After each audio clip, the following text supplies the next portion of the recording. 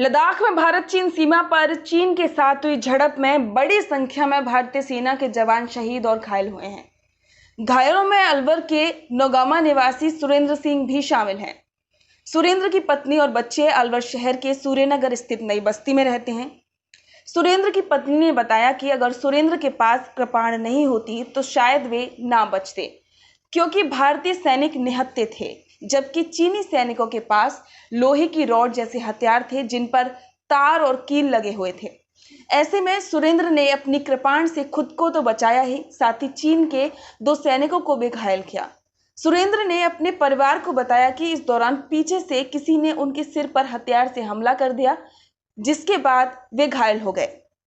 अलवर के नौगामा में रहने वाले सुरेंद्र सिंह 22 साल से भारतीय सेना में नौकरी कर रहे हैं। वे आर्टिलरी 3 मीडियम में हवलदार के पद पर तैनात हैं। सुरेंद्र की पत्नी गुरप्रीत कौर अलवर की सूर्यनगर स्थित नई बस्ती में अपने 4 बच्चों के साथ रहती हैं। गुरप्रीत कौर ने बताया कि 20 जनवरी 2020 को सुरेंद्र 20 दिन की छुट्टी पर आए थे। उसके बाद 31 जनवरी को वापस ड्यूटी पर चले गए। उनकी पूरी बटालियन शिफ्ट होनी थी, लेकिन कोरोना वायरस के चलते शिफ्ट होने की प्रक्रिया को अभी रोक लगा दिया गया।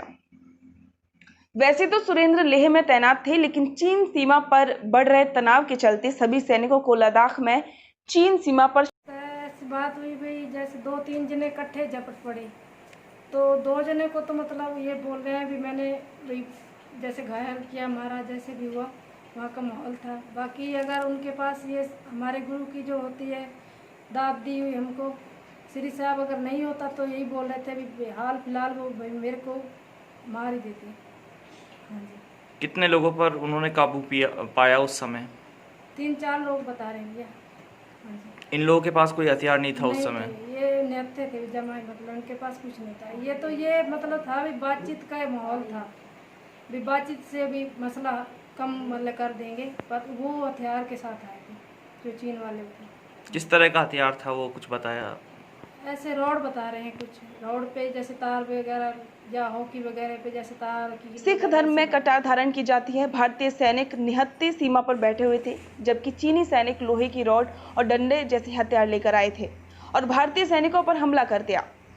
इस दौरान चीनी सैनिकों की संख्या खासी ज्यादा थी। इस पर सुरेंद्र ने अपनी कटार निकाली और चीनी सैनिकों पर हमला बोल दिया। परिजनों ने कहा कि सुरेंद्र ने तो चीनी सैनिकों को अपने कब्जे में लिया। इस दौरान किसी ने उनके पीछे से सिर पर वार कर दिया, जिसके बाद सुरेंद्र गंभीर घायल हो गए।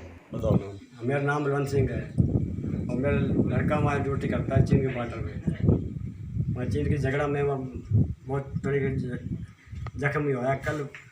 कल मेरे पास 8 फोन हुआ है, बात हुई है। मैं बहुत जख्मी हो गया। मैं 10-12 घंटे तक वो संभाल में आया। अब लद्दाख के पास कोई हॉस्पिटल में वहाँ इलाज चल रहा है, वो जख्मी ज़्यादा हुआ है। अब हम प्रधानमंत्री से निवेदन है कि हम उसका बदला जरूर लेगा और उसका मांस हम नहीं लेंगे, फिर बंद करना है। मालक ने बचा दिया, हम बच्चे को बचा दिया, ठीक ठाक बच कर आए सब। मालक ने बस हमको ये बढ़िया बचाव कर दिया।